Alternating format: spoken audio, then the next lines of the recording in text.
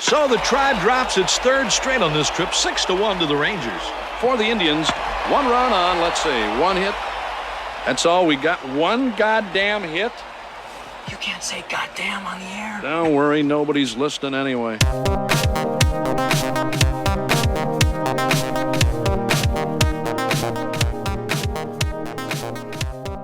Well, you know, one goddamn hit isn't so bad sometimes. I wish we had one goddamn hit on the podcast. Badway, you can't say goddamn on the air, man. Come on, who cares? Nobody's listening. Just like Bob said there. Nobody's listening anyway. Somehow, 102 episodes later. Anyway, welcome back. I wish someone would come and complain about our content, Drew. Welcome back. This is the Last Row Podcast. This is episode 102. Woo! If you're looking for our website, thelastrowpodcast.com. Follow us on Twitter at The Last Row Pod, Facebook, Spotify. Head out to Apple Podcasts, Spotify, Podchaser. Please consider leaving us a 5-star review if you're enjoying the show. Thanks to everyone that left one. 102 episodes later, and it's baseball season? Baseball season? Major League Baseball season, Drew. 1989, April 7th. That's May. That's my birthday. That's a special day, man. My birthday. I was 5 years old. This movie came out. Saw it in the theater. As a wee lad. As a wee lad. Rated R. Mom took me. You know. I like that any movie after April 7th, 1984 I've seen in the theater. Yeah. We're going to stick by that. Genre, sports/comedy/baseball. Directed by David S. Ward, I'm sorry. David, do you know how David S. Ward is connected to the Last Row Podcast, Drew? I do not. Well, he wrote a little movie called The Program, which we did back in our past. Go listen. Program? You know, we did that last in 2021. The Program? The Program, yeah. And he directed Major League 2. And he also directed The Program, you know. And then he kind of like, you know, fell off. Fell off the earth? See, I forgot. Right. Like, and this is how my memory works these days. We have this famous director, David Sword, here, and I don't remember any of his movies. I don't remember any of them. Yeah. Sportsman. So let's get into the ratings here. IMDb 7.2 out of 10. It's about right. Rotten Tomato 83%. It's about right. It's about right. Maybe a little too high. Metacritic 62%. Too low. It is enjoyable. Letterboxd 3.5 out of 5. I'm surprised. I liked it. I liked it. A solid 3 out of 5 would have done. The 0.5. Let's not go overboard. You forgot the runtime, man. There's a runtime? Yeah. 1 hour 46 minutes. Too high. About right. Just about right. Slightly too high. Too high.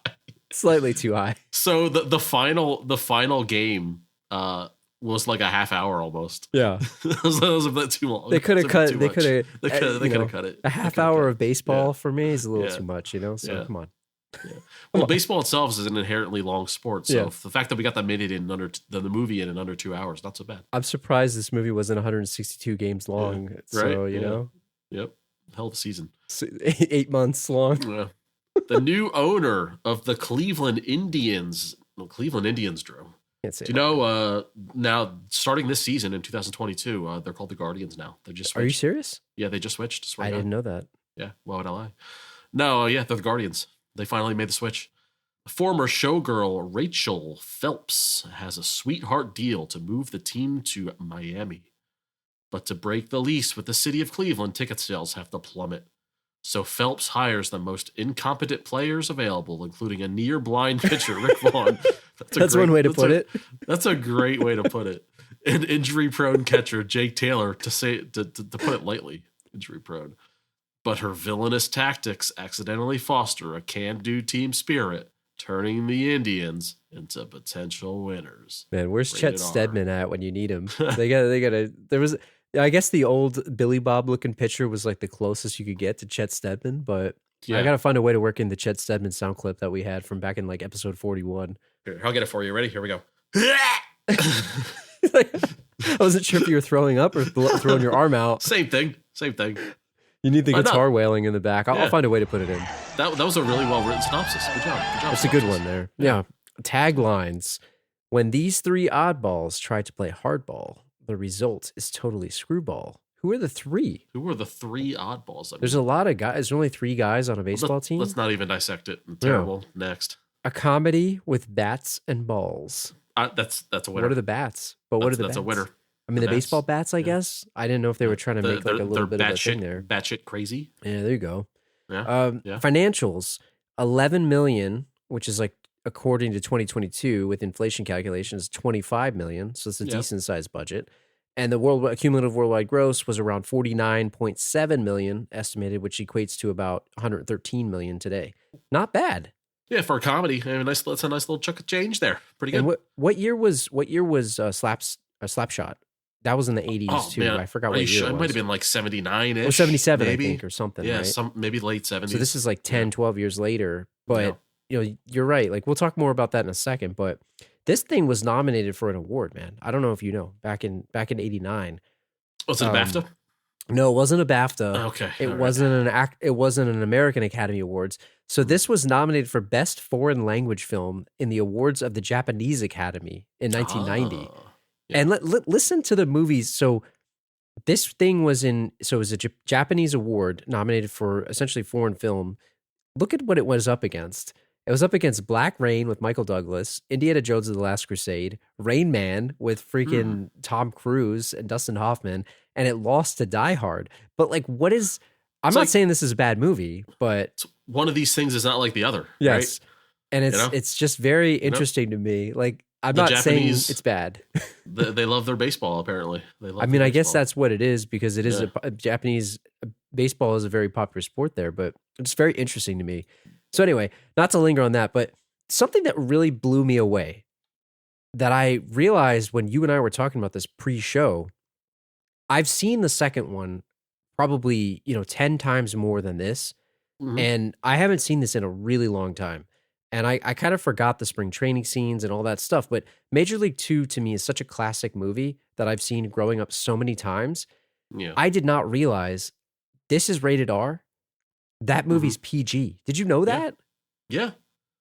I had no idea. I did not know that, but like I guess I get it now, because really, if you look at this movie, if you take away like 2 or 3 F-bombs and one, stand-up nude scene, it really is. There's nothing vulgar about it. So there's a lot of dude ass in this, isn't it? Yeah, locker room that's ass. True. But like they could have, it's not non-sexual. Yeah. Locker room ass is non-sexual ass. A couple man thongs, a couple cup shots. Cup shots. For sure. Do you think like there's a stigma on a movie for being PG for a movie like Major League? Yes. Don't you think they should have put an extra shit or two in there to make it PG-13? Because, but I guess at that time, I don't remember what year that came out. Wasn't PG-13? 93? I forgot when PG-13 was invented, but there was a period of time where it was either PG or R, right? It wasn't. PG-13 was certainly invented in the 80s. I don't remember the year that it was. But Major League 2 did not, it was in the 90s totally. It was totally PG-13 worthy. I mean, which one's your favorite of all the series? Like, which one would you say is the best? I feel like 2 is, but that's probably due to childhood and, again, like you seeing it more than the other one. The first one is more of a serious movie with a real plot and a romantic story that, and it touches on adult themes, whereas Major League 2 is more like on the field slapstick. Yeah. And then you got like a half-brained Charlie Sheen love interest story that kind of takes up some space as well. The thing with the first one that stuck out to me was I forgot how serious of a movie it was, because the second one is slapstick and the third one is just ridiculous, which it's ridiculous in a good way, in my opinion. Yeah. I really like the third one, but I forgot how serious this movie was. But it just blew me away that 2 was PG. Yeah, it's just that you talk about the main character, Jake Taylor, just being over the hill, having one last run, and desperately trying to get back with his former lover. I mean, desperately is one way to put it. Yeah, and it's like, it's sad. And like, that's really kind of where you get the seriousness from it. That's kind of gives the movie its kind of drama tone to go with the comedy. So we've done a couple movies on this show about baseball. We've done Angels in the Outfield, I believe it was in the 70s. It might have been 71. We've done Rookie of the Year, which I believe was episode 41. We've done a bunch of other sports movies on the podcast. And I think there's a consistent theme that you see throughout these movies. It always centers around a team that just it's terrible, like awful, right? Losing's funny. Winning is not funny. Winning's boring. And when you look at, I just want to ask you a couple questions about a team that sucks. Now, everyone on this show, everyone that listens to this show or has been listening to this show knows that I am not a baseball aficionado. Right? I'm a casual fan. I'm a casual baseball fan. I don't even know if I'd call you a casual baseball fan. I watch it when I'm with you, I guess. I feel like if I had to take you to a baseball game, I feel like I'd have to pay you something or do a favor for you to get you into the stadium. I like going to have a beer, hanging out with you guys whenever we would go. It was fun to me. Like I like the event of going, but watching it on TV, I'm not really going to watch unless it's the playoffs. Around the bottom of the sixth, you're like, all right, let's wrap this up. Yeah, let's go. Come on, can we? Are we doing the full 9? Because that seems like a lot. That seems like a lot. If one team's winning, they just cut it off right now. They're not going to blow it. It's 9-6. They're not going to blow it. Let's just go. No, I mean, I enjoy the sport to a degree, but there's nothing more torturous to me than being stuck watching a bad team, right? A bad baseball team. So when you think about like a really crappy baseball team, what would you, or maybe it's just sports in general, like what do you think the hardest bad team sport to watch is? And maybe we can talk about announcer, maybe we talk about other things, but like which one would you call it? It's definitely baseball. Like it's not even close because there's so many of them, right? Yeah. Just imagine like you going into the office for a whole summer and just doing a terrible job. You go in, it's not hard to imagine. You know you're going to suck at your job. You're going to fail at your job for 162 straight days. Just imagine 8 months, even longer. You just keep showing up and you keep failing every day. Yeah, I mean that's what this is, and like so I don't know, but if you're a player, right? I guess so what's worse if you're an all-star player on a really crappy team and they're just bad and you're just I guess maybe you could be a guy trying to get your stats. You just trying to get your next contract. It's not my fault. It's not my fault we lost. I was 3 for 3. But if you're like a bad player, I mean think about I'll give you a scenario, right? Let's say you're some relief pitcher and you're probably not going to play at all. And you have to go to all 162 games and you're just hanging out in the bullpen. Or you're sitting in the dugout, I guess, probably the bullpen if you're a relief pitcher, and you're just chilling in there. Can you bring like a magazine or something? Like, can you read? You know what? What are you allowed to do? You might be able to read. Like, I feel like you don't need to be watching the game. You don't need to pay attention to the game if you're a relief pitcher. I feel because it's what happens earlier in the game has nothing to do with your scenario when you come up the pitch, right? You just got to get guys out. Like the scouting report. All right, this guy's 3 for 3 and he's hit the slider a couple times. Anybody could just tell you that. You don't have to watch it. So I feel like they're so far away anyway, like literally far away from the action. It's all the way in the beyond the wall that you don't have to pay attention. I feel like they could be doing whatever they want. Do they have like a TV back there? Are they watching the game on a TV? Do they have anything in there? Now there is like a quote unquote boss back there. There is the bullpen coaches back there. So it's not like there's like they're sitting there by themselves, Maybe that guy's bored too because he's just waiting. If that guy is bored, if he's cool, then hey, then all bets are off. They could be playing video games. They could be watching, more entertaining baseball games. If this game sucks, imagine them watching a different game. Let's put the Yankees on. This Tigers game sucks. That kind of thing. That's hilarious to me. Like the idea of them watching another game because they're so bored. I mean, you can't bring like a phone back there or something, right? Like you're not allowed to have electronics. I think that's probably illegal. Yeah. Well, I guess you can't have live TV on because then I guess you could be like watching the signals or whatever. But anyways, can they bring a book? But yeah, watching the game's overrated. I've played baseball I've played semi-pro as in 0 pro. As what are they called? Like Legion, American Legion? Not even. Yeah. What's the other ones? I don't even know what they're called. Little League. Just playing Little League. The peewees, the midgets. Was your coach like Lou Brown?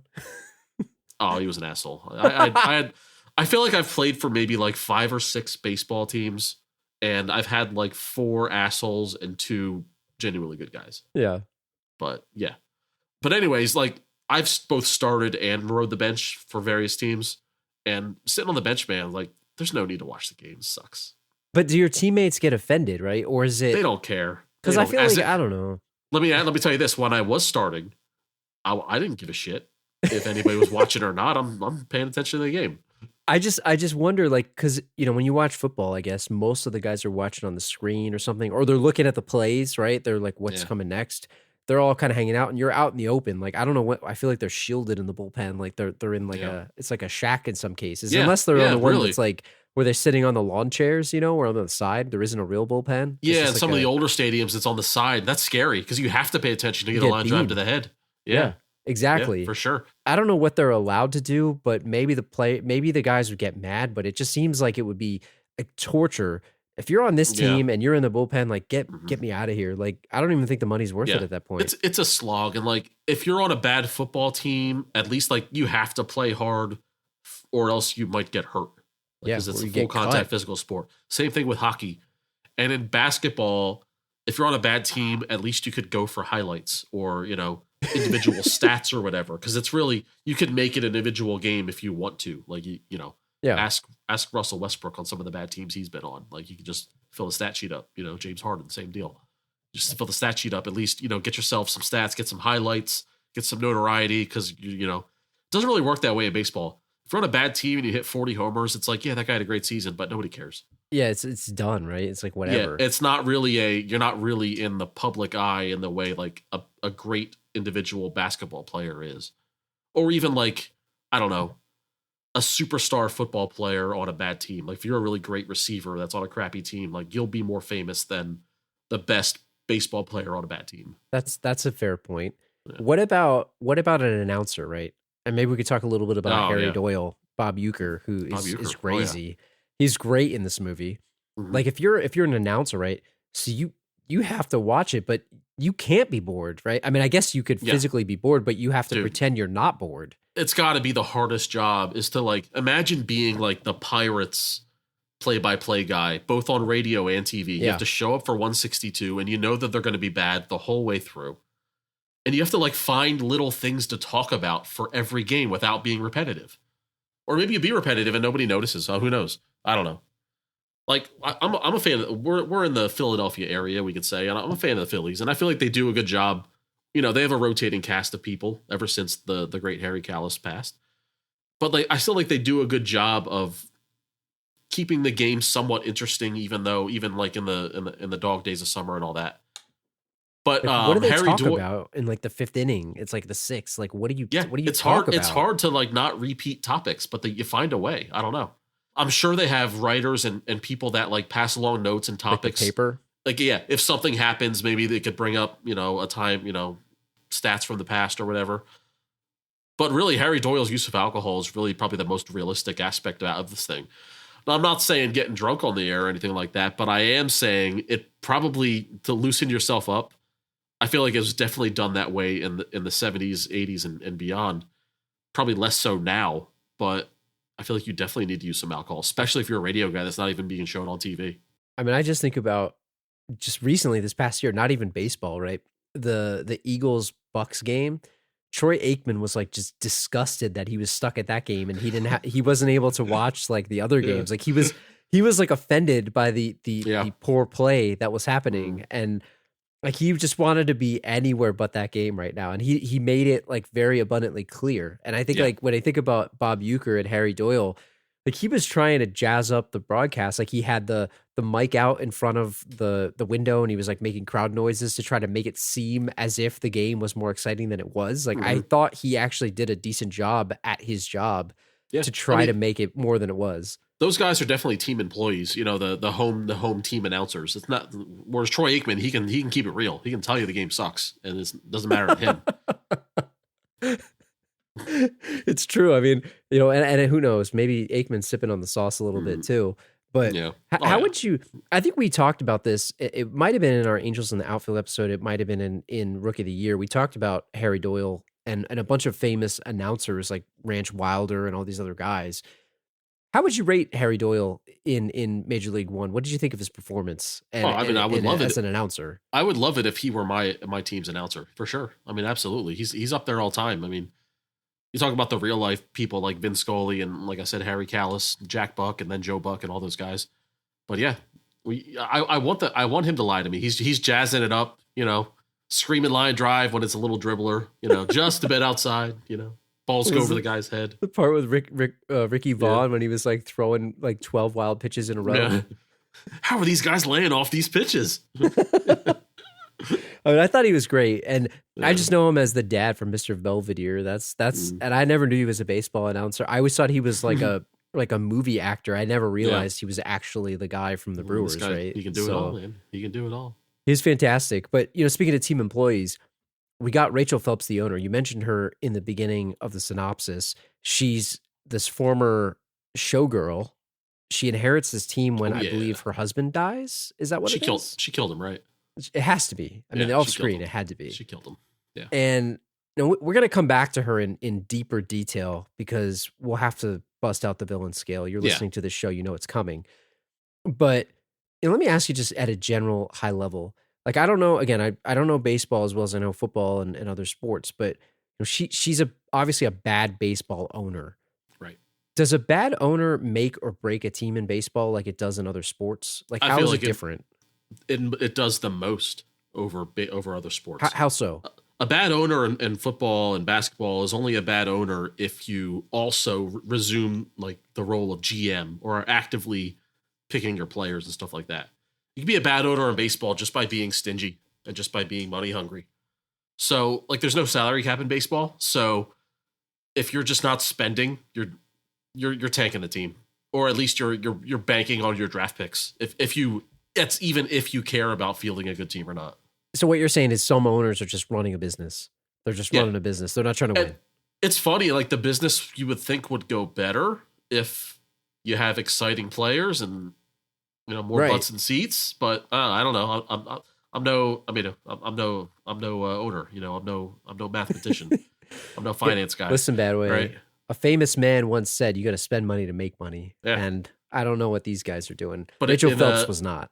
But in the case of Rachel Phelps, I mean, she's actively tanking. She invented tanking. Really. How bad would that have been if it got out? Like, is that something that would have blown up? Like, what would have happened in this? Yeah, I think it would have been scandal. I wonder if it would have affected her plan to move the team to Miami.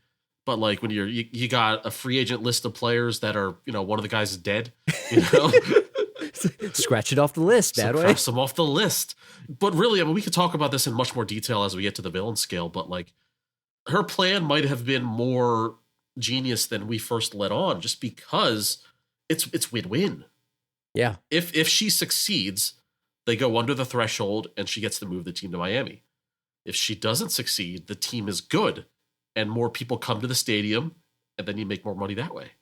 It is genius in a way, and it's unintentionally genius. I don't want to give her credit for it. The only way it's not genius is if they go middle of the way. That's true. If they come in like fourth place and win 70 games, very bad or very good, then hey, you're making a buck either way. Well, let's come back to her in a little bit because we can go way deeper into her plan and all that. But what I think maybe what we could say is, you mentioned she gave a list of people that she wants, and she gave it to. It sounded like the manager got promoted to GM in this backdoor deal. Don't know that he had a say in it, but she offered him a GM spot, and they give him this list of players that's like a bunch of guys, like Jake Taylor playing in the Mexican League. Ricky Vaughn is in the California Penal League. California right? Penal League. He's in like juvenile detention or whatever it was. There's guys on the team that they didn't re-sign their two best free agents, I believe they said. So they're tanking. You said it. She invented the tank. And the first order of business was to get a new manager. And they go out and get Lou Brown, who was coaching a minor league team for like 20 years or something? Yeah, like a 20 or 30 year minor league lifer and, current tire salesman. What? So tell me more about Lou Brown. What's your take on this guy? So you know good baseball managers. I want to ask you a bunch of things about baseball managers in a second, but this guy's like selling tires. Yeah, but like first of all, he looks like a baseball manager, and he sounds like a baseball manager. He's got the big gut. He's got the mustache. All right, guys. He's got the smoker's voice, And he's a player's coach, right? Like he's one of the boys. He's one of the boys. Totally. In his pajamas. Hanging out in the dugout in his pajamas. You gotta love it. So is this guy the perfect baseball manager for this crew? Because these guys are like a ragtag team, right? Yeah, this is where Rachel Phelps, the plan, went awry. Is if she hired a no-nonsense professional baseball manager, if she hired a Lou Piniella or who the hell knows? It's gonna chew your ass out. Yeah, Joe Madden, if you guys know what baseball managers are. Charlie Manuel probably would have gotten the job done too. If you hired a no nonsense guy, he would have said, "I can't win with these scrubs. How am I supposed to run this team?" But when you hire a ragtag guy to coach ragtag team, you can get lightning in a bottle. I'm famously thinking of George Knox throwing his tantrum from Angels in the Outfield about I can't win with these bums. He called them scrubs, I think. Remember? Shit, Donald Glover. So how would you rate him versus George Knox? Now George Knox needed Angels to turn his life around. Well, George Knox is a dirty cheater. So yeah. Are we really rating him as a coach? He's not. He was a dirty cheater. He was a dirty cheater. Yeah. And Lou Brown, I don't know, man. I'd play for him. He seemed like a good coach. Yeah, in my opinion. Yeah, absolutely. What'd you think of his motivation tactics? Yeah, I mean you have to get a common enemy. As a baseball manager, you gotta rally the troops. You gotta, it's a long season, Drew. They're gonna get bored, just like we're getting bored watching baseball. You're gonna get bored, and you're getting bored listening to us talk about it, right? Exactly. So then you gotta have the threat of the naked cutout to get us going here. And I think that once he rallied them to go against the cold-hearted bitch, then that's what we got. Would that have done it for you? The cutout, 32 pieces, 32 games. You just got to take off a piece here or there. The internet didn't exist back then. You couldn't just Google Rachel Phelps. That picture's not available online in 1989. All I'll say is Billy Bob, whoever the guy is that looks like Billy Bob Thornton. I don't remember the character's name. The old pitcher that's like 65 years old. Harris. That's right. Yeah, he looks like a Harris. Yeah, he had Hustler magazines and all kinds of stuff that he's just like man of God over there, just looking at Hustler magazines. Why didn't he have that picture? Are you telling me that Jesus Christ wouldn't read a Hustler? Is that what you're telling me? He said, "You told me Jesus Christ couldn't hit a curveball." It's one of the best lines in the whole movie. What do you think about reading a Hustler in public? Like, and I guess I'd consider the Team Airplane public, right? It's a public place. It's a public place. I'm just busting it out with no shame and no regard. No, it's like he's in the front row, so not only is he reading the Hustler, everyone in the rows behind him is also basically reading Hustler. But listen, does one read Hustler? You know what I mean? Of course, you can read Playboy because there's articles in Playboy. Like, are there articles in Hustler? I don't even know. I don't even think there are. The only articles on Hustler, I think, are like those like steamy letters. Like they have like little short stories or like readers. I think they're probably fake where they say, "Oh, this happened to me on this hot Thursday afternoon." Dude, you know what that reminds me of? When we were driving, you used to have Sirius XM in your car. Yeah. And I don't remember where the heck we were going. I think we were driving back from our friend back where we were visiting our friend. It was late at night. It was definitely late at night. And what was it? Playboy Radio, where I'm thinking about, you know what I mean? I'm going to equate this to baseball announcers, where baseball announcer is bored and the baseball announcers like got to pretend that they're into their job. The lady that was working the radio, where the guys would call in and they'd be it was do you sad. Remember? There was a specific thing where this guy was like, he was fixated on like the color of someone's dress. And they were like, "Oh, tell me your perfect woman." It was this whole thing, right? Yeah. And the guy's like, "Yeah, she's got a pink dress." And she was trying to get the guy to like move on from something else, but he kept saying, "But she's got a pink dress." Yeah. And it was so weird and uncomfortable. Like, the chances of that guy being a trucker were like 97%, right? Like it had to have been. It was extremely uncomfortable listening to that. And I just think about like you asked looking at a Hustler in public. Like I think it is in public. He is in public. Yeah. Could you just imagine like a guy on a bus, like, "Oh, let me bust this Hustler out." It's like you can't do that. And then this, I guess maybe with the team, it's a little bit more acceptable. It's locker room. Hey, it's locker room talk, as they say. Yeah, that's what they would say. Yeah. So back to Lou Brown here, and back to baseball managers in general. Mm-hmm. I don't mean to make light of the role of a baseball manager, right? I get he's supposed to rally the troops, as you would say. Uh-huh. It sounds like you're about to say something. But what does he really do? Like, is he teaching them how to hit? Is he teaching them how to feel balls? Like he was walking around just like going, "Okay, good job, Dorn. Yeah, let me ask you this: get on that ball." When you enter, how would I put this? When you enter trigonometry, is he going to teach you what 1 + 1 is? Or are you supposed to know that ahead of time? I think you're supposed to know that ahead of time. Right? You got to know. This is the professional. This is the major leagues. He's not going to teach you how to hit. You're supposed to get in knowing how to hit. But don't they have hitting coaches? His job is to refine or fix a swing, not teach you how to swing. Not how to catch a ground ball. He's a motivator, a baseball manager, I'll tell you. You say they don't know what they're doing. They're motivators. That's their main job. And a motivator and a cultivator of ego, and a reeler in of ego, and trying to get the best out of each individual guy and learning. They're basically psychologists for 27 guys In pajamas.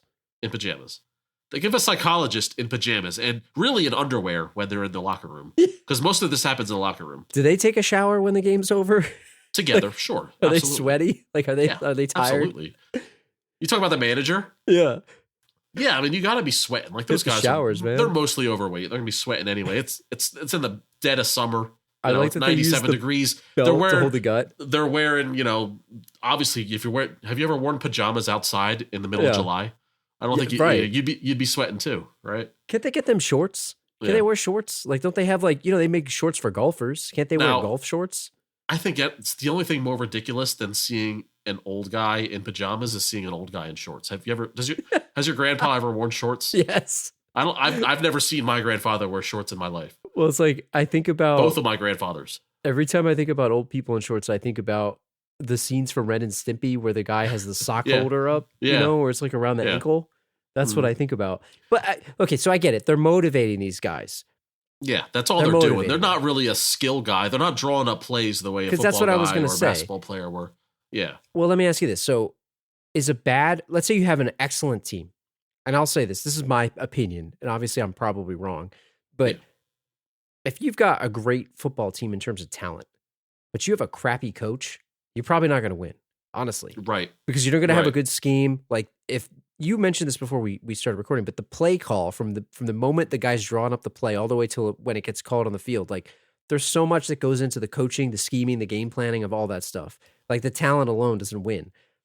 And am I wrong to say that if you got an excellent baseball team, you could have me in there as the manager and they're probably going to win the games? They might do better if it was you as manager. You know why? Because less is more. Yeah, that's what I mean. Yeah, like, because they don't need it. You could say in a football game, oh, that team got out coached today. That's why they lost. And it happens a lot. In baseball, a lot of the times, the manager gets in his own way. He takes the pitcher out too soon or too late.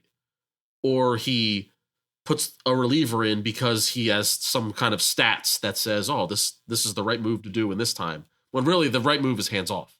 Let the team play. Well, so what was it a couple of years ago? The Phillies had some coach. Like, I just remember seeing in the news where he was like pulling guys out after specific pitch counts, and it was it was Gabe Kapler, and so he sucked for the Phillies because he was hard fast on the stats, and then it took getting fired and going to the Giants. Now he's good. Because he learned from how crappy he was for the Phillies. That's what happens. That's what happens, Yeah. But that's the thing. He learned to do less. You do less, you get more in baseball. You know what? Sign me up. I'll wear the pajamas. I'll make all the money. All you have to do is talk to these guys in the locker rooms. That's the job. That is the job. You don't even have to know what a baseball is. What's a baseball? I don't know. I mean, I don't know. I don't want to make light of their job. Like, I'm sure that they do something. I think you do. I just feel that Lou Brown didn't have to do too much, obviously. And then the team, I mean, he did more than most managers, I feel, in motivating them in this movie. And he created the board. He did all this other stuff. So, I mean, these guys were not very good. I mean, let's talk about the team here. Let's talk a little bit about the team and some of the players. I think we need to do Jake Taylor by himself. Yeah. But there's a bunch of these guys. So we mentioned Harris. He looks like Billy Bob's cousin or uncle or whatever. How is this guy not related to Billy Bob? I don't know. How is this guy a professional athlete is the real question. Did you see this guy shirtless in this movie, Drew?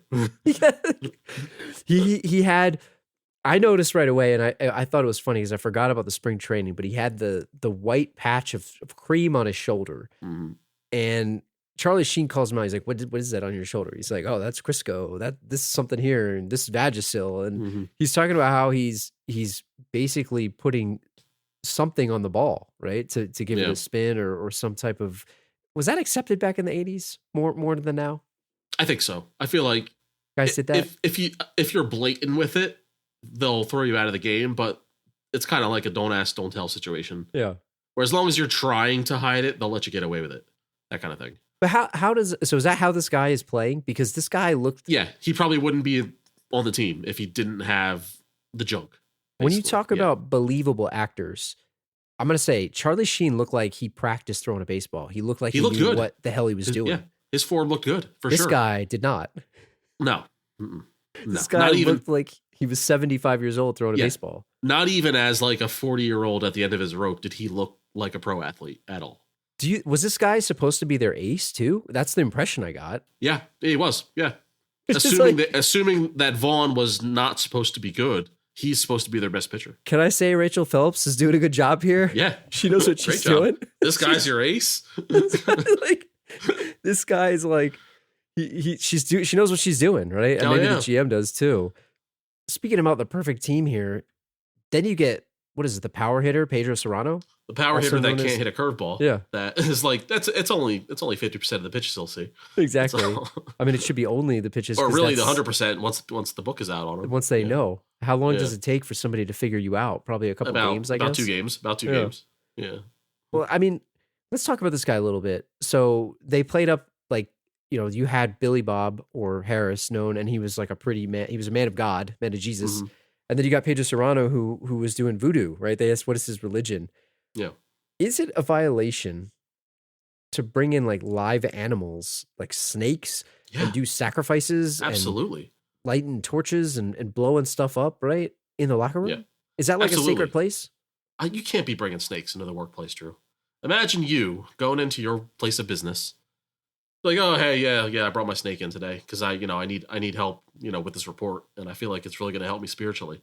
It's like imagining someone actually doing that. Yeah. Like, for example, like in the office, on my office this past Friday, someone brought their dogs in, and it's like, oh, that's cool. Get 15 minutes of dog time. That's like a nice break. Oh, everybody loves a dog. The little dogs. Like dogs. Fun. Yeah, that's acceptable. You bring a dog in, that's fine. You bring a snake in, you bring a chicken in to be sacrificed, that's a no. I don't care. You mean you're not about sacrificial animals?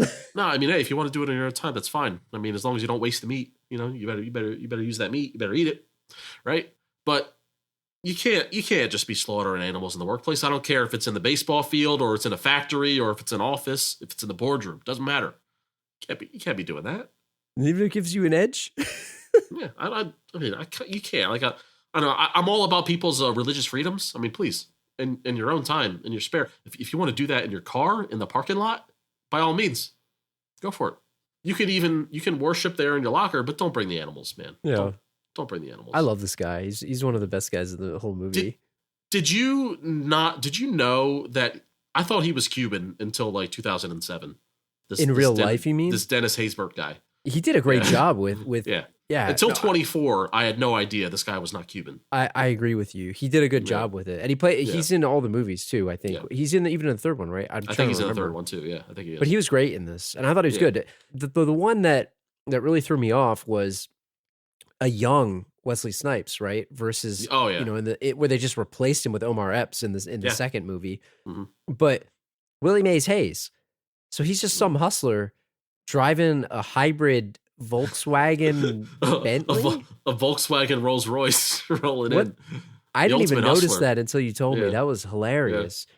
Like, how does a guy like this sneak into a team? Wasn't even invited to the tryout. That's how you fake it till you make it. That's how you got to get in, man. That's how you got to get in. How many times has he done this? You have to prove. Sometimes it's hard to get your foot in the door. So you gotta do what you gotta do. I feel like maybe he probably asked for too much money. That's why he didn't get in the second one, right?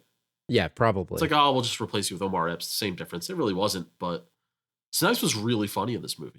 Yeah, and I think you're right in that Major League 2 came out in 1994. So assume this is 5 years later. And at that point, Wesley Snipes was like blowing up. He blew up. And maybe he did want a huge paycheck. But he was really funny in this. He was good, man. Yeah. I liked him in this. Best part of the movie. But I wonder how many times, spring training's all down in all parts of Florida. Like, is he just driving around to different teams and trying to sneak in? And he just happens to get in here because there's such a joke that he's like, no security, nothing. It's like, he's not trying to get on the Yankees or something. Like, maybe he read the paper. Maybe he read the paper and saw the roster invites. He goes, I get on this team. I get on the team. I like that he comes in and he's like saying he's going to put on a hitting clinic and he really couldn't even do anything. Yeah. He's fast as hell, but they cut him like in the middle of the night and they took his bed out like in the military training camp place. The military training camp. It's like the way those dorms look. The locker room is ridiculous. Let's talk about a couple other characters before we get to Taylor. So we'll try to keep this quick, but you can't talk about this movie and not talk about Roger Dorn and Rick Vaughn. Dorn is this prima donna guy. How is he on this team? Because he clearly can't field. He's not a good fielder, at least, but it seems like he can hit. You don't have to field in baseball, Drew. You know, this is third a secret. baseman. This is a secret that's not really well known. You don't have to be a good fielder to be on the team. You just got to hit. You'll figure it out. You figure it out. The Phillies have like 8 guys who can't field currently on their team. It doesn't matter because you figure it out. If you get can hit Lou the Brown ball, there telling you how. Yeah, if you can hit the ball, you can figure it out in the field. But yeah, this is a guy. He's selfish. He's out for himself. He's playing out the rest of his contract. He can hit the ball. It's not that he can't field, it's that he doesn't want the ball to kick up and hit him in the face. And I get it. I've been there before. I used to play third base. That's my position.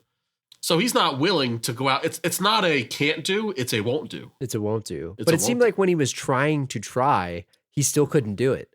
When he was trying to field, or unless he was just so out of he's still like don't hit me, that kind of thing, because he's got plans after baseball. You know, I mean, he's going to do interior decoration or whatever else he was going to do. I like that Jake Taylor just called him out, but I don't know what this guy's all about. I mean, look, he's not a faithful husband. We know that. No, and that leads us to Rick Vaughn. So we'll talk more about the hooking up thing in a second, but Vaughn can't even see. What did they say? Near blind? Yeah. See, that's why Lou Brown's a good manager, man. He figured it out. He unlocked a problem that was affecting his good player from becoming great. I like that they hinted at it throughout the movie. If you notice, like when they were at dinner, he was looking at the menu. He was squinting at the thing a little bit. He kind of turned it around. And if you notice, like obviously you've seen this movie from 1989, like what's coming. But it's one of those things that's sort of foreshadowed throughout the movie, and I really liked it. I mean, he doesn't wear sleeves. He doesn't wear really shirts or anything. He wears a tie over his shirt. If he had any muscles at all, it would have helped him for being sleeveless. But I think in the 80s, you can kind of get away with being sleeveless and not having muscles in the 80s. I don't think you can do that nowadays. No. What do you think of that haircut? What do you think of that? With the razor. I'm not sure that was in style back then, let alone now. He looked like a tough guy, but really, is it like what you think a tough guy looks like haircut, but it really isn't? Yeah, I don't know. I feel like it's a guy just trying to pose his way through life. Like, I don't know if he's a criminal. I mean, clearly he was in jail, but I don't know. They never said what Vaughn did they? Like what he went to prison for? I don't know. They might have, but it didn't matter. I don't know. I'm sure it was something felt relatively nonviolent. Something else he did do, though. Something else he did, Badway. Yes. He slept with Dorn's wife. Now, is that a violation? Yes, he did. Well, it's not his fault. It's not his violation. Is it? How would you say that? Know? How's he supposed to know? So does it make it okay because he didn't know? Like, is it less shameful? I guess it is. It's all on Suzanne. She really was a predator. Really, it's on Dorn because he got caught red-handed on video. So it was only she jumped to a conclusion there pretty quickly though. Didn't it was an extreme too. What if he was just going to help her with something? He went into another room. What if he went into another room and then he said, "I can't do this. I have a wife." But then she goes immediately to let me just not only cheat on my husband, but cheat on my husband with his teammate that he's feuding with. His worst enemy. Yeah. That's pretty bad. So she brought a rock to a pillow fight is really what she did. Did they have a healthy marriage? They didn't really explain it. They seemed like they were happy. It probably wasn't the first time. It probably wasn't. On her. Yeah. That's true. And it probably wasn't the first time she slept with one of his teammates. So can they come back from that whole thing? Like, yeah, is that a thing? This is not new. This is not new. I feel like they've been playing this game. Like I said, she's probably cheated on, she's done it to him, he's done it to her. And I think at this point, why don't they just, admit what's going on here and have an open relationship? That's like when he punched Vaughn in the face. I guess that sort of just let it go. He let it out. That's it. And then yeah, it's over. That's and I have to do this, but you son of a bitch. But I know I can't blame you. Right? I don't think Vaughn would have done it had he known who it was. So no, he give wouldn't him have. A pass on that. I don't think he would have. Obviously, it doesn't make it okay. Yeah. But he's not a creep. But I know someone that is a creep. Did we have a creep?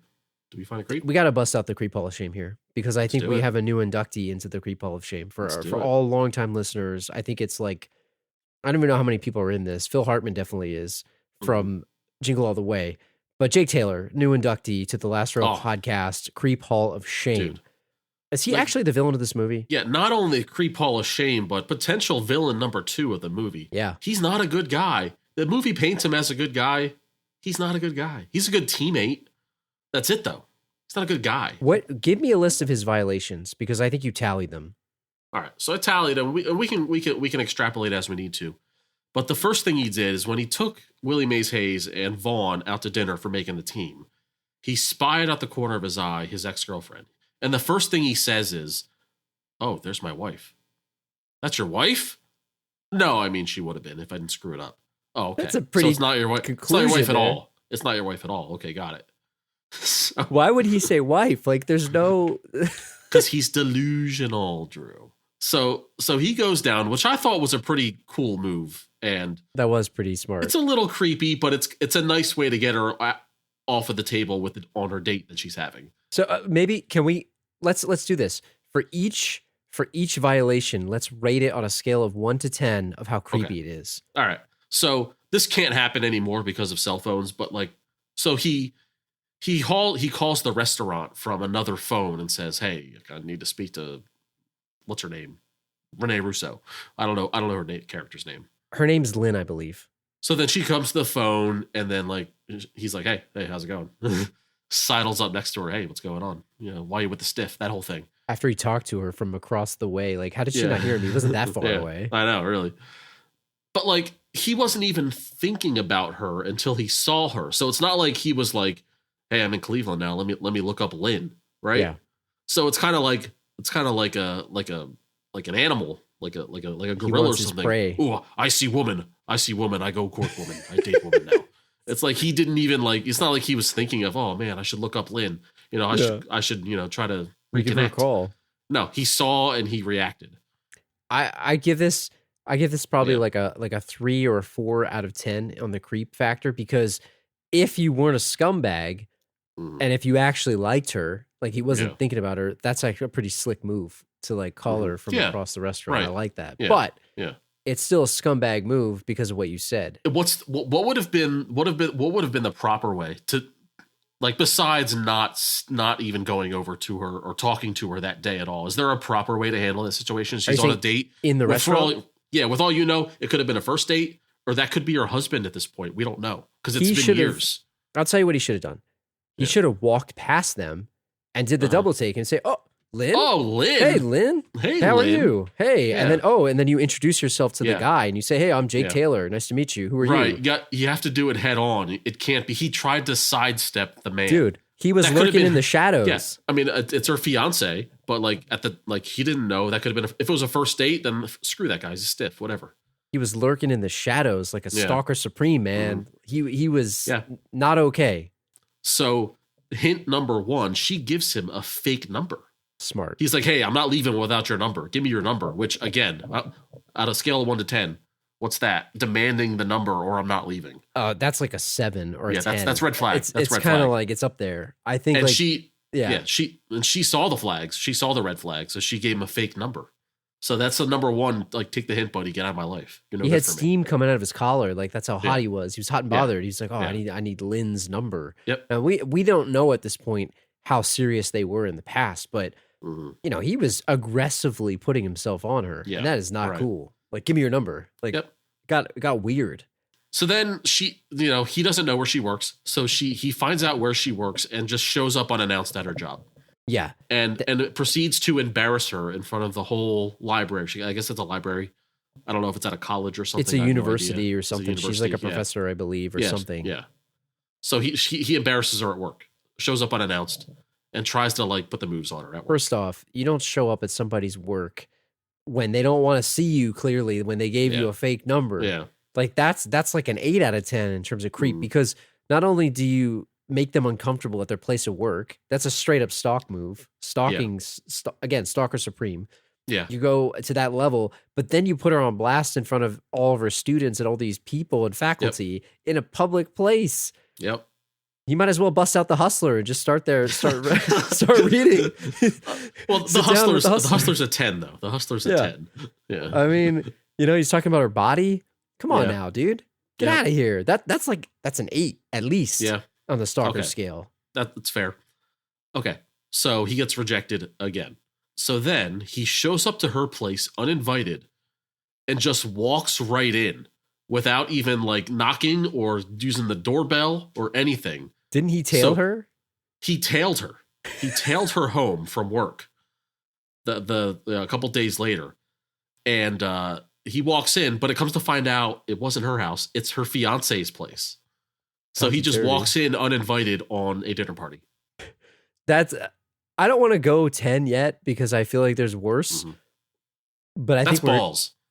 dude, you don't. First off, you don't stalk someone home. You don't Yeah. tail them, right? Mhm. You don't do that. That's just not okay. Yeah. And then the second thing is walking in uninvited. Okay. Imagine you had an ex-girlfriend, right? Yeah. And she just walked into your house and she's like, hey. And this is like a random Tuesday. It's 8:00 on a random Tuesday. And all of a sudden, hey, Drew, what's going on?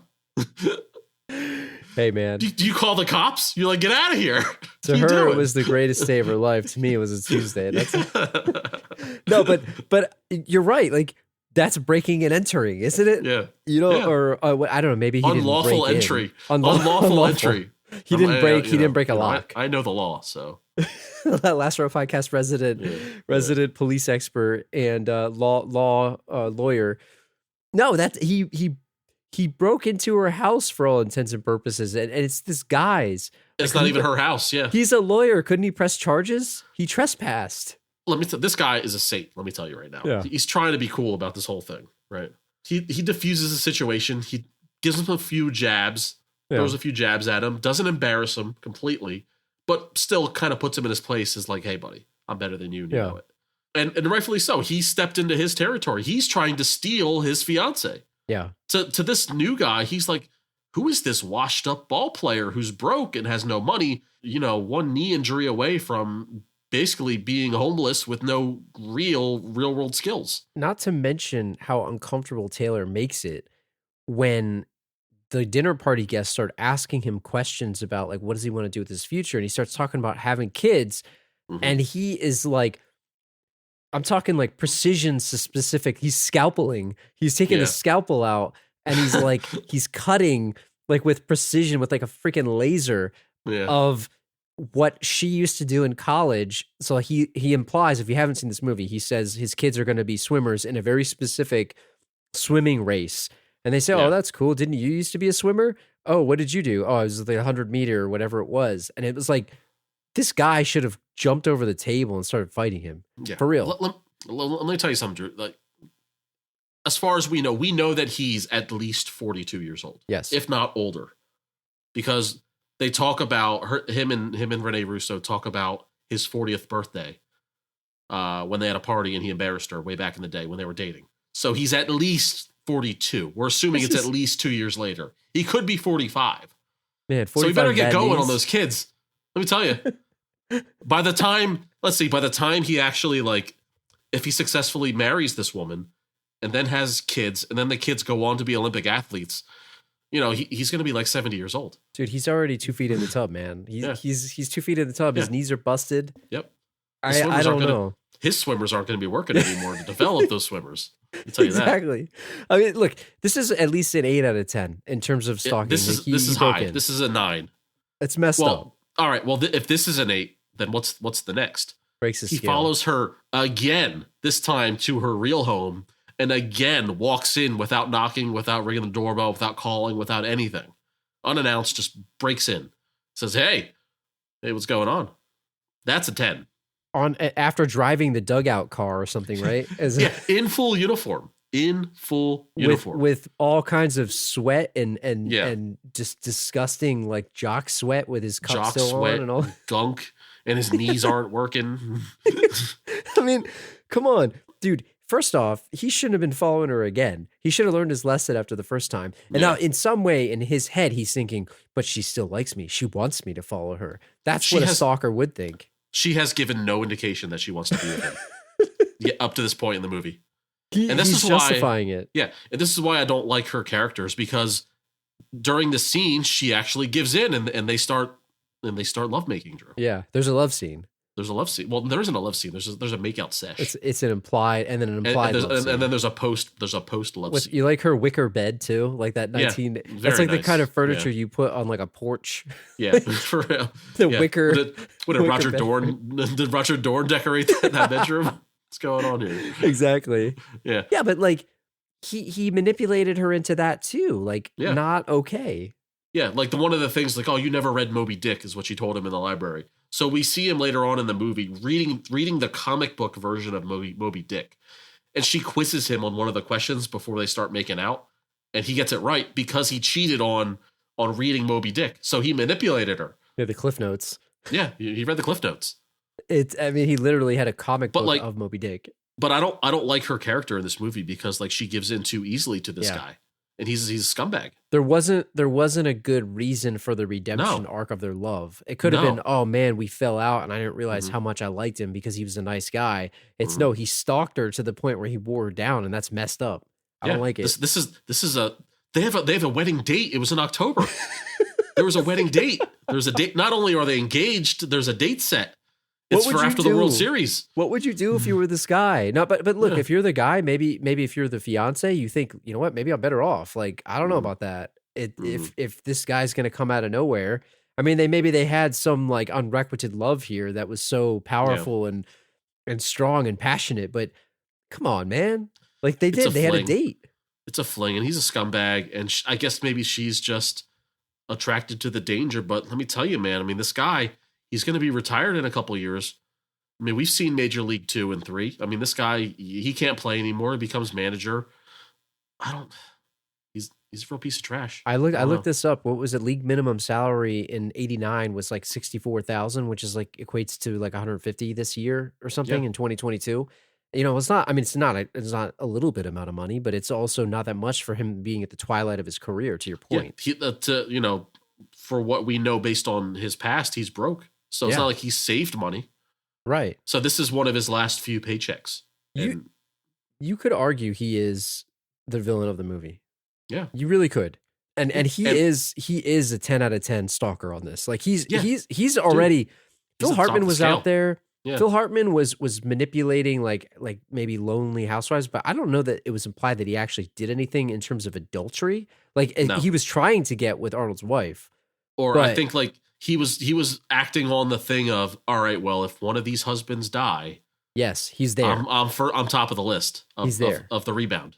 Yeah, but Jake Taylor goes all the way. I mean, he violates the sanctity of a relationship.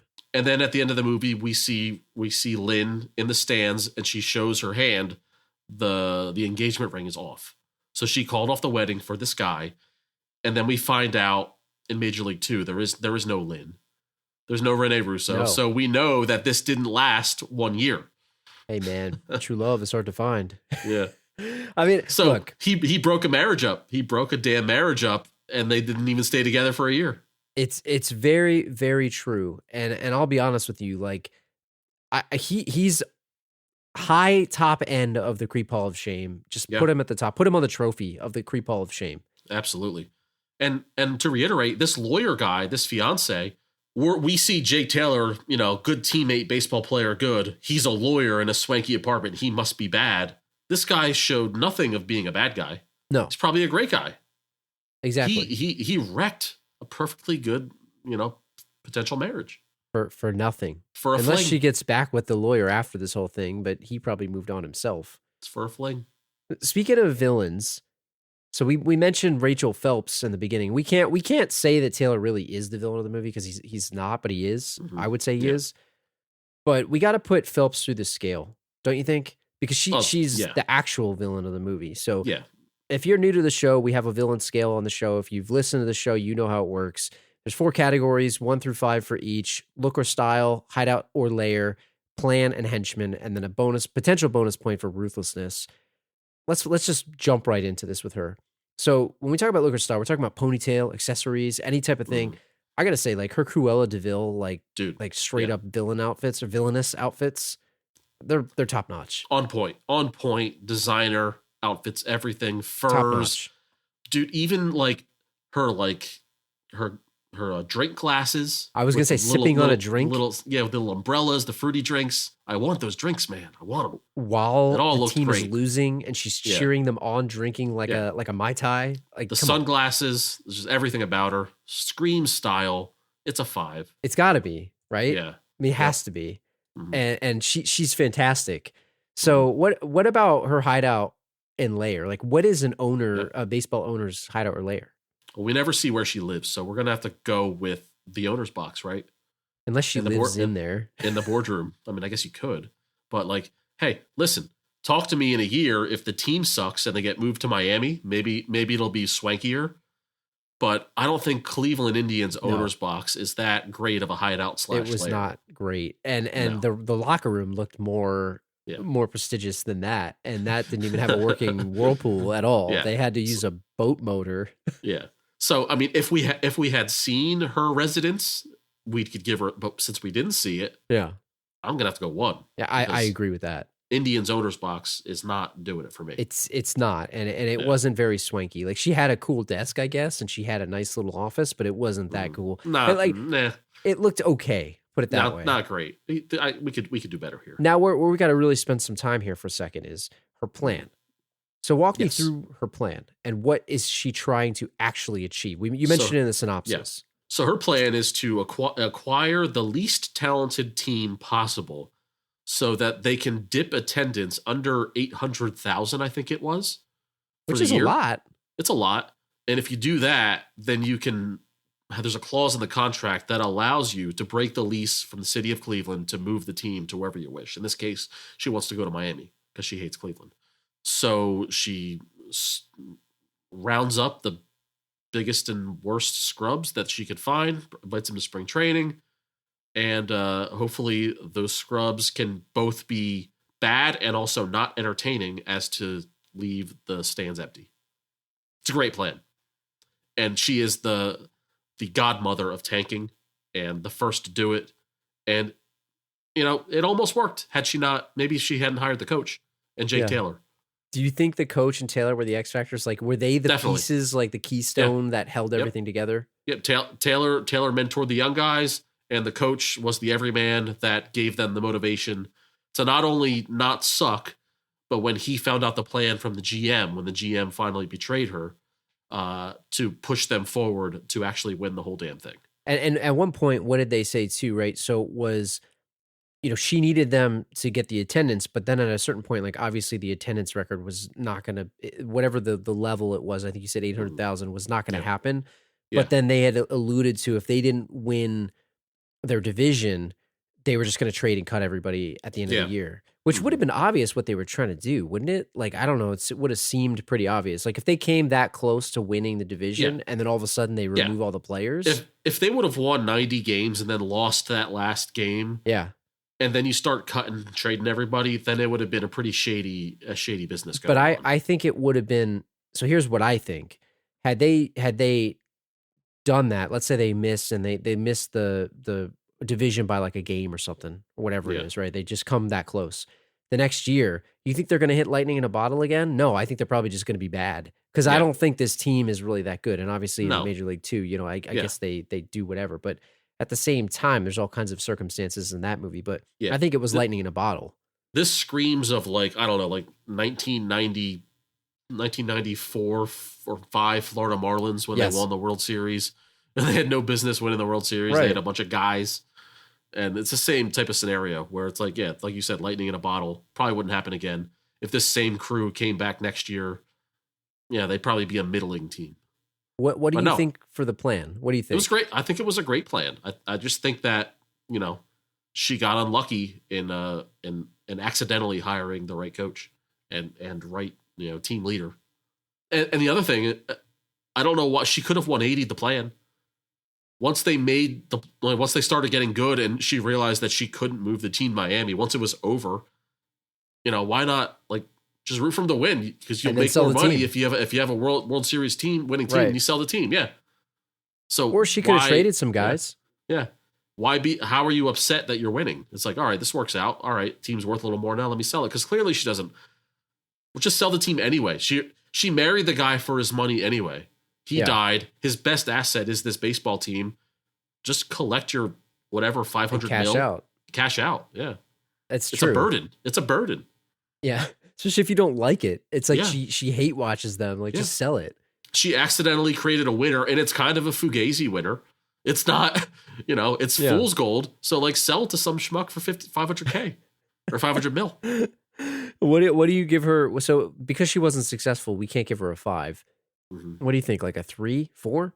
I like a 3. I think a 3 is good. 4 is a little much. 3 is good. It's not full on. Like, she didn't succeed, and she got a little bit too cocky, I think. And she could have really done some different things. So we can't give her a 3. But what about the henchman? Like, who actually qualifies as a henchman for her? Is the GM considered a henchman? The former manager? Like, who would you consider? Like the bodyguards? I don't think he's a henchman because like he didn't really act on her bidding after the team was created. You know what I mean? Like, he was never for the plan. Yeah. He just kind of went along with it.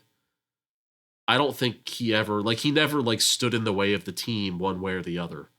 I think he was just kind of there as like just a right-hand lackey, but he didn't really do anything. No, he didn't. To negatively affect the team. And at a certain point, he was almost like rooting for them because he told Lou about the tank, and that motivated them, right? So that was the whole thing. And the GM, I guess he could have stopped a lot of that stuff, but she didn't really have anybody else. I mean, I she had some bodyguards that you saw for like half a second. If the GM was in on it like fully, then like maybe like he would have known that Taylor was the key. He could have just traded Taylor in midseason. Especially if he was winning. Oh, we got draft picks. We're trying to get younger. Yeah. Let's trade Taylor for draft picks. Yeah. Let's trade Willie Mays Hayes for a minor leaguer. This has to be a 1, right? It's got to be a 1. There's nothing here, right?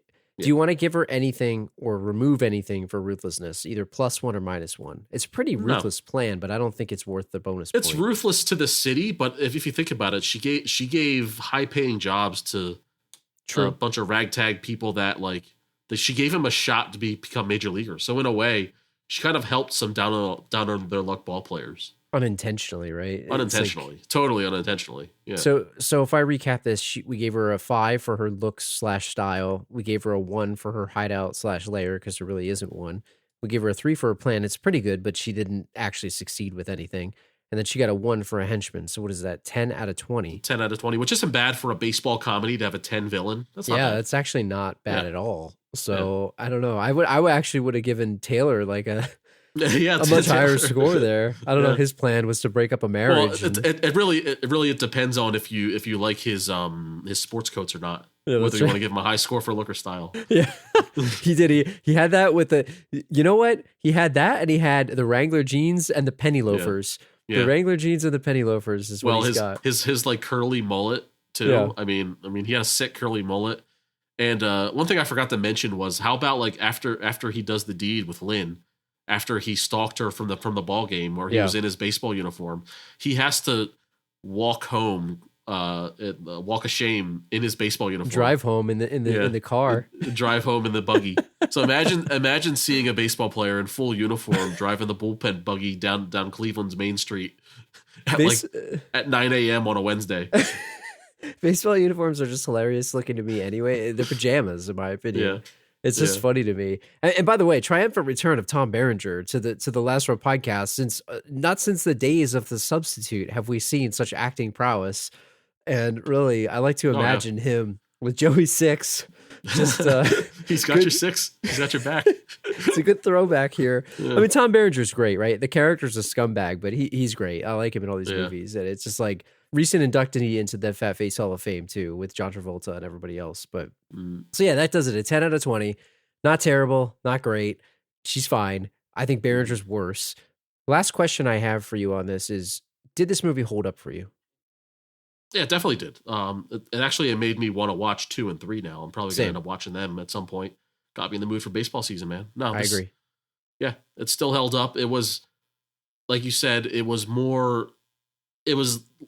less of a comedy than I remembered. Like, it was definitely a comedy, but it was there's definitely some serious spots too where I thought it was like 90% comedy. You know what I mean? And it was actually like less about the baseball too, in a way, right? Yeah. It was like half baseball, half relationship. Whereas I think the second movie is like pretty much all baseball. And I know it's Charlie like Sheen it's has like a relationship, 75-25 in 2, and then 3 is like all baseball. which I like 2 and 3 better. I think like Yeah. this is a better movie. It's a better film. But I really like this, and I actually really want to watch 2. I love 2, and we joke about me liking baseball. Like I don't hate baseball. I like these movies too, so I think it was fun. I'm looking forward to watching the second one up here. All right, so before we get out of here, Drew, I do have a surprise for you. I have a quick game for you, Drew, It's been a long to time. like really test your baseball knowledge because I know you know nothing about baseball and its It's history. been a while. And its history. So I'm gonna have a little game for you guys called Real Baseball Player or Made Up Name. Oh man. So, and I want to give a shout out to one of my favorite podcasts called Productive Outs. They do a great job with baseball, and I know they're on sort of a hiatus. They haven't recorded in over a year, but they're still plenty active on Twitter at Productive Outs. So they have a funny ongoing bit where they just make up ridiculous names and transactions, and I feel like that I could use those names with it mixed in with the real names, ridiculous names, and test Drew's ability to decipher which is a fake Productive Outs name and which is a actual real baseball player. Let's see if I do better than Steven Seagal movie or hip hop album or whatever we did in the past. I think you failed miserably at that game. That was hard, man. Yeah. All right. So, well, we'll wrap it. I know we're running low on time here, so we'll go through this quickly. Number 1, and no need to bleep me out, Drew. Rusty Kuntz. Man. Oh my God. Real baseball player or made up name? Real. It is correct. Oh, Rusty man. Kuntz. That's White Sox, Twins, and Tigers from the 1980s. Jeez. That's an 80s baseball player name for sure. What about Razor Shines, Drew? Oh Razor my God. Shines. Fake. Montreal Expos, 1980. It's a good name. How about Borbis Gent, Drew? That's got to be a fake name. It's got to be a fake name. DGENT, Gent. Yeah. That's a fake name. Oh my Correct. God. I knew you'd get that, but I just wanted to say the word gent. Yeah, you got to say gent. Yeah. How about Urban Shocker? Urban Shocker, Drew. Real baseball player or made up name? That's got to be a fake name. Come on. It is a real name. Played for the Yankees in the 1920s. Are you keeping my score? Because I'm not. I don't even know what I'm getting. I am keeping your score. You have two out of 4 so far. How about Frost Goblin? What position did Frost Goblin play, Drew? It's got to be a shortstop, right? Like, come on. It's a real player. It's got to be, right? Real player? That's a fake player. Made up, not. See, now I'm getting in my own head. Yeah. What about Oil Can Boyd? Real? It's a real player, pitcher for the Red Sox, Expos, and Rangers in the 80s. I guessed on that one completely. What about Hugo Jumanji? I feel bad laughing because it's like could be someone's real name. Yeah. Real? That's fake. Oh, Not even close. that's a good one. How about Gary Nards? That's a real one. It's got to be. That's fake. I'm just guessing at this point. Coco Crisp? That's a real name. I know that one. You know that guy? Outfielder remember that 2000s. name. A's and Royals. Yeah, I remember that name. Yeah. Hugo Jumanji's a great name. Hugo Jumanji. I still like Borbis Gent. What about Itchy Legato? Oh my God. Fake? Fake name. Does not exist in real life. Itchy What Legato. about Kermit Huge? Real. Fake. Kermit is a great name. What about one of my favorites, Boof Bonzer? Fake? That's a real name. Oh my Twins, God. Red Sox, A's, 2000s. I have no idea who. So yeah, I really don't know any baseball players. I know Coco Crisp. So he's relatively recent. What about Goose Gossage? That's a great name. Real. It is real. Oh Yankees, Padres, 70s through the 90s. Had a long career. man, that's a good name. What about Stubby Clapp? Stubby Clab or Clap? Clapp. Clap.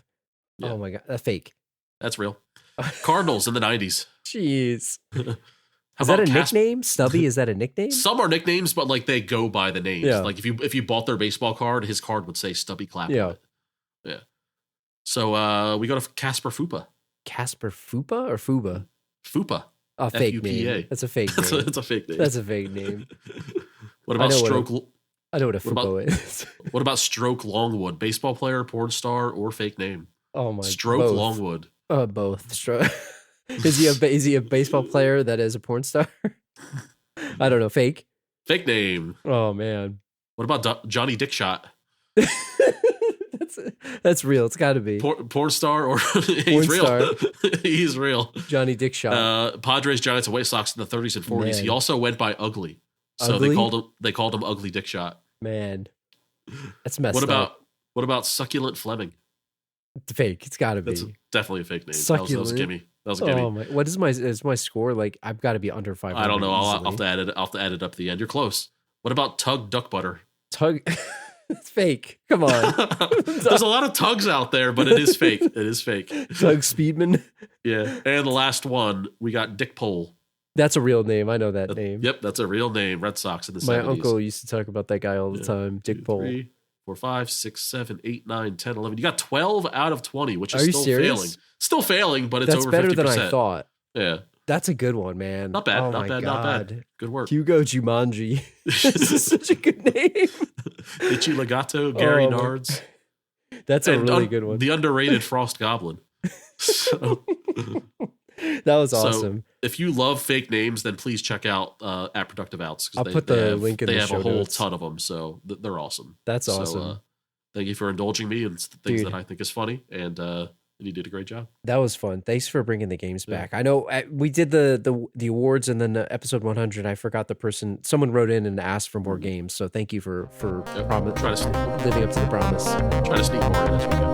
Man, so if you guys are enjoying the show, definitely let us know. Send an email, thelastropodcast@gmail.com. Tweet at us at thelastropod. Leave a comment on the Facebook page or the episode show notes, episode page. And if you're new to the show, please hit the subscribe button on Apple Podcasts, Spotify, whatever your favorite podcatcher is. And if you're enjoying the show, please consider leaving us a 5-star review out there. Thanks to everybody that did so far. We'll be back in 2 weeks on Thursday, April 14th with a new episode for you guys. This was fun, man. I had a good time. Was it? It was fun. It was. Even though it was baseball, it was fun. I was reading a Hustler as we were doing it. Yeah, there you go. Yeah, Are you in a so- public space right now? Are you on I'm not in a public plane? space. So, is it? Can you like read a Playboy on the plane? And is that like acceptable? If I don't know Hustler's why- not acceptable, Yeah, I don't but do know you why. do you page past the center ones quickly to get to the articles? I don't know why Playboy to me seems more sophisticated than Hustler. Like Hustler seems more like smut to me. Like Yeah. Let me ask you this: was it acceptable to read a Maxim magazine in public? I think Because so. Maxim, it's someone basically look at it. Playboy. It's Playboy, but with